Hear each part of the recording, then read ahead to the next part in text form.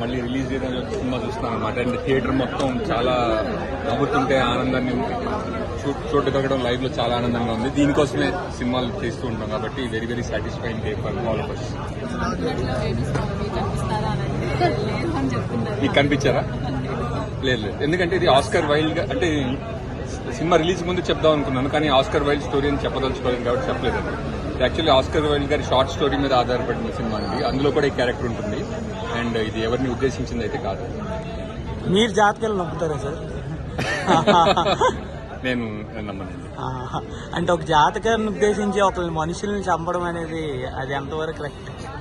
జాతకానికి చెడ్డ పేరు తీసుకొస్తుంది. మనుషుల్ని జాతకాలు నమ్మకుండా కూడా చంపొచ్చు. అవును సార్.